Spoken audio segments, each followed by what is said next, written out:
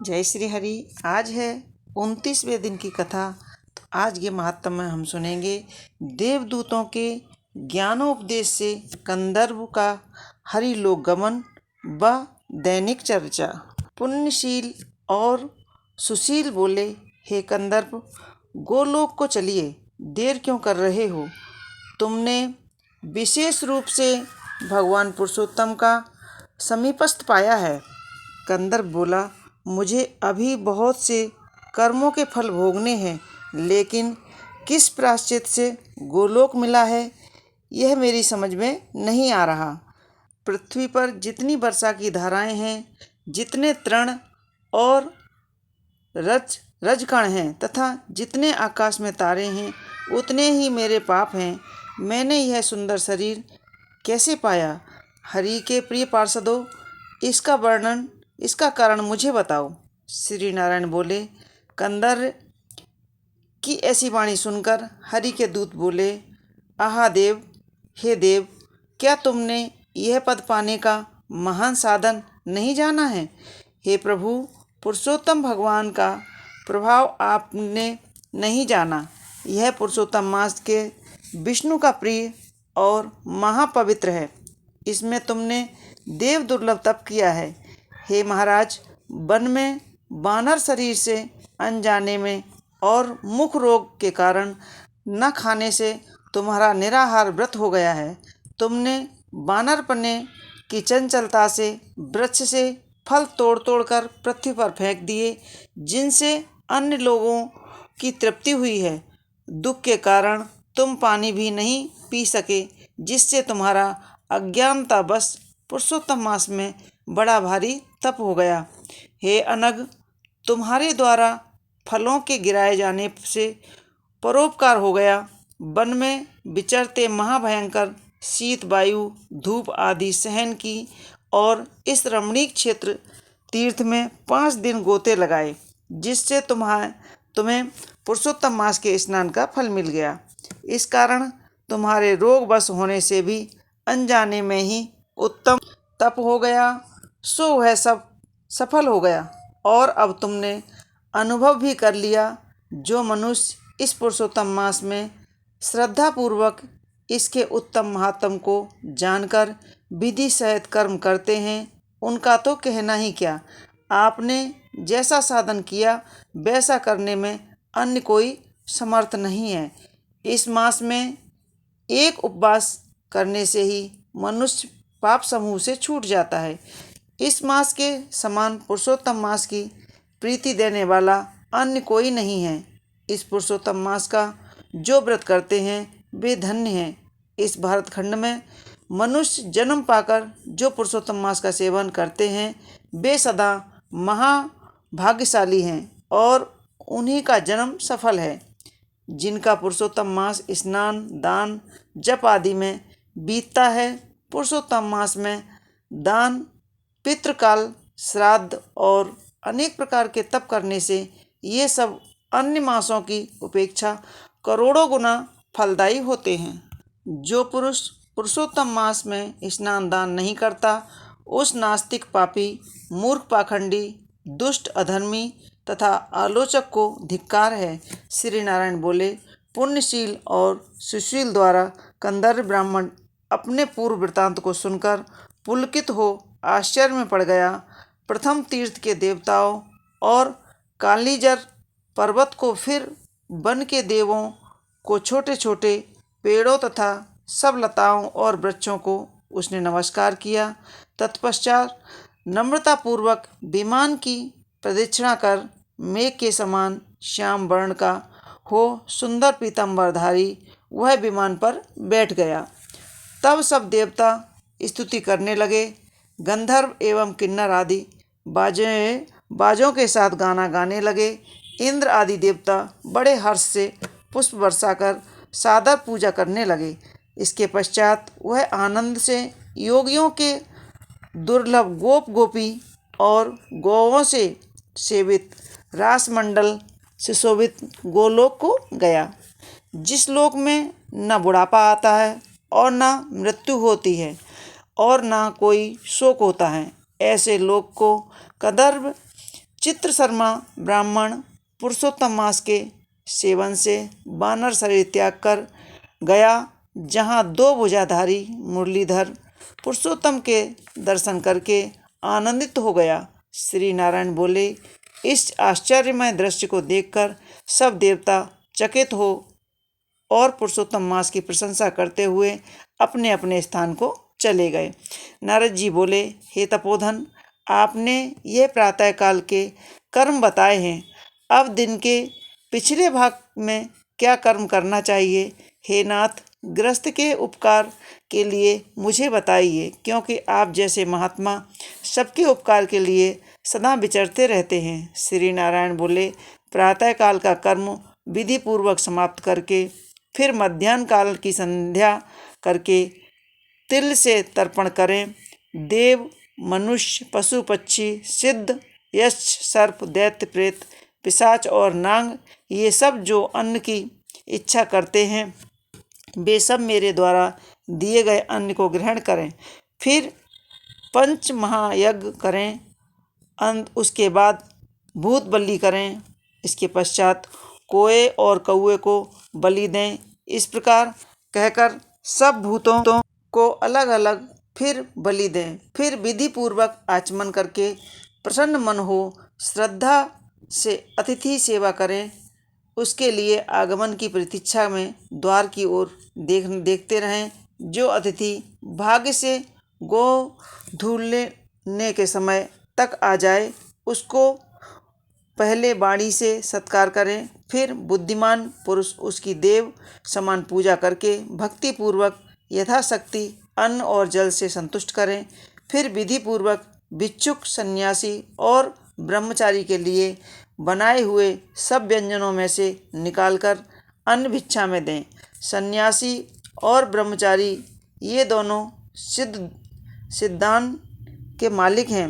इनको अन्न न देकर भोजन कराने वाले मनुष्य को चंद्रयान व्रत करना चाहिए।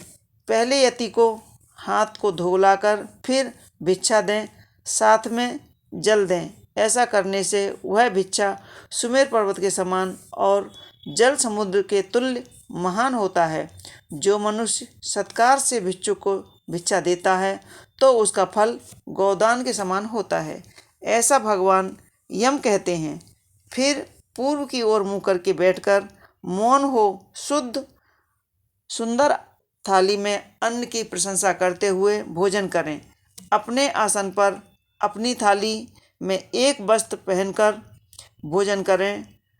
अपने आसन पर बैठकर शांत चित्त से प्रसन्न हो। जो मनुष्य अकेला कांसे की थाली में भोजन करता है तो उसके आयु वृद्धि, यश और बल, ये चारों पदार्थ बढ़ते हैं।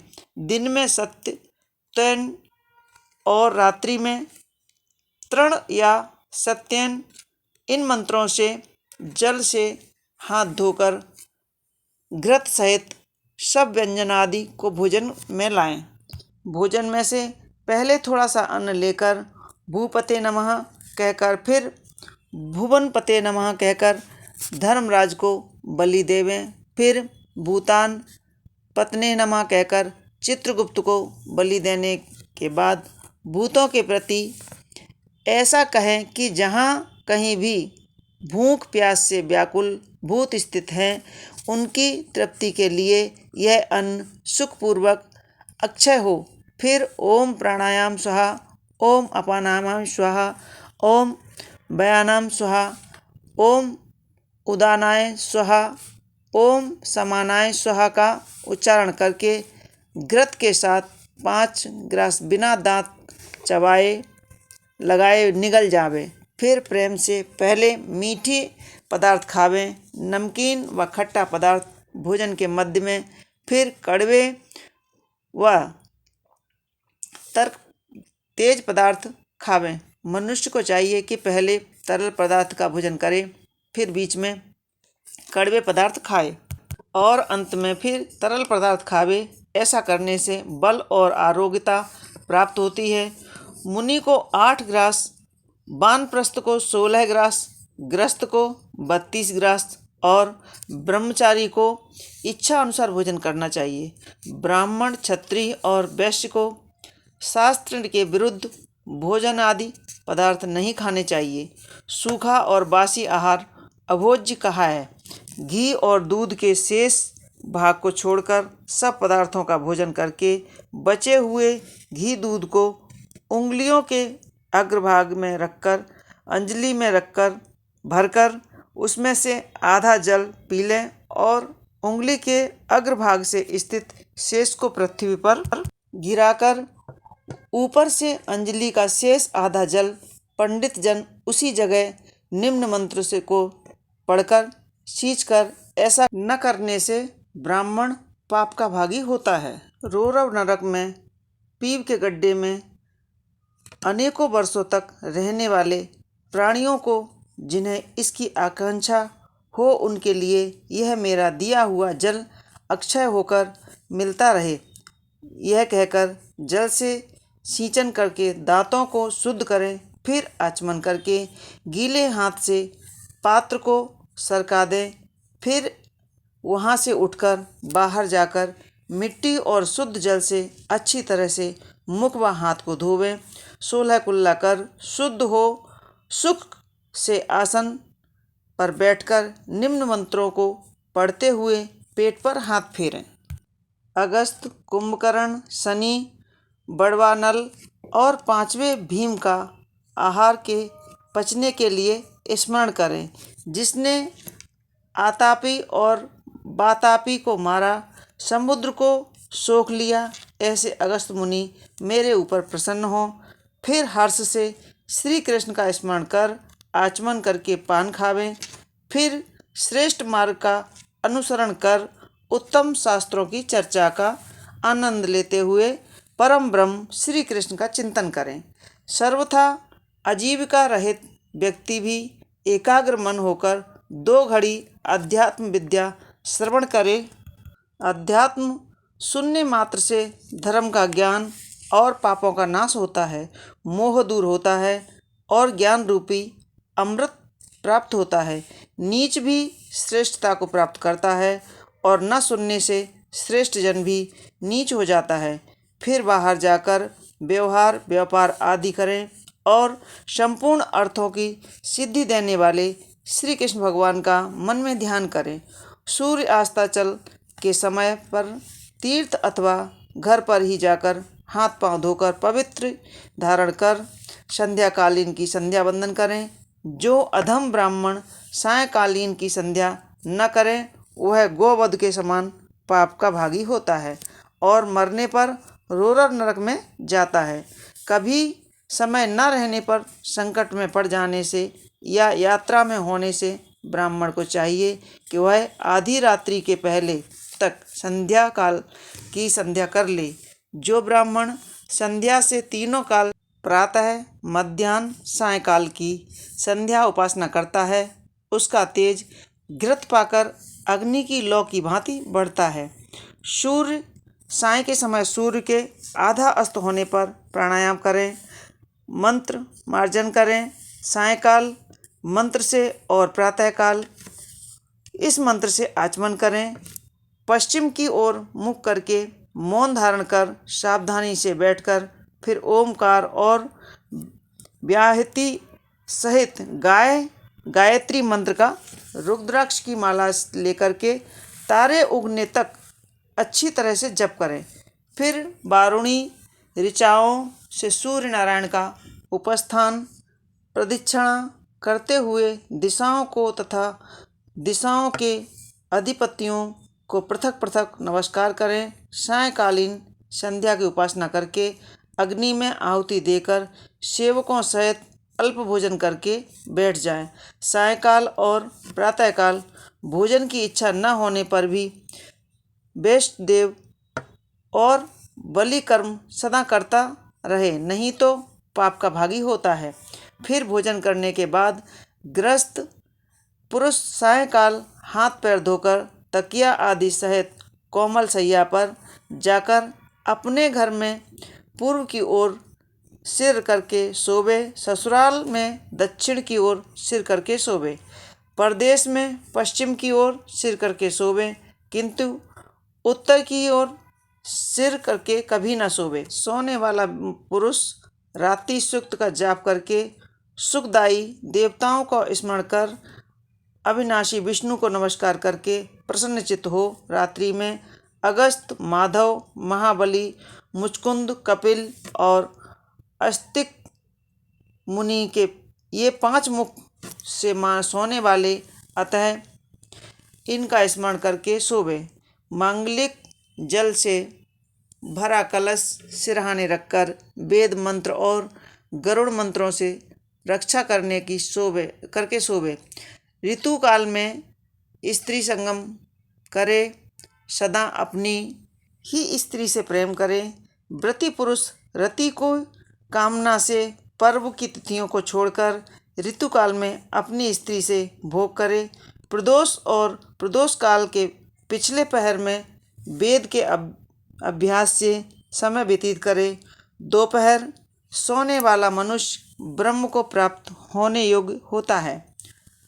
यह सब प्रतिदिन का कर्म वर्णन किया है। गृहस्थी पुरुष भली प्रकार करें, क्योंकि ये गृहस्थ आश्रम के लक्षण हैं। हिंसा छोड़कर सत्य बोलना, सब प्राणियों पर दया रखना, शांति रखना, शक्ति अनुसार दान करना, ये सब गृहस्थियों के धर्म बताए गए हैं। पराई स्त्रियों से भोग विलास न करना, अपनी स्त्री की रक्षा करना, बिना दिए कोई वस्तु बलात् न लेना, मद और मांस न खाना, यह 5 प्रकार का धर्म बहुत सी शाखाओं वाला और सुख देने वाला है। अतः शारीरिक धर्म उत्तम प्राणियों को अवश्य करना चाहिए। श्री नारायण बोले, हे मुने, संपूर्ण वैदिक कर्म गृहस्थ आश्रम के लक्षण हैं, जो लोकहित के लिए लक्षण सहित मैंने तुमको संक्षेप में बताए हैं। इन धर्मों का जो स्त्री पुरुष नियम से पालन करते हैं, उन्हें मोक्ष की प्राप्ति होती है। आज हमने सुनी पुरुषोत्तम मास महात्म के 29वें अध्याय की कथा। आगे की कथा 30वें अध्याय की हम अगले वीडियो में सुनेंगे। बहुत बहुत धन्यवाद। जय श्री हरि।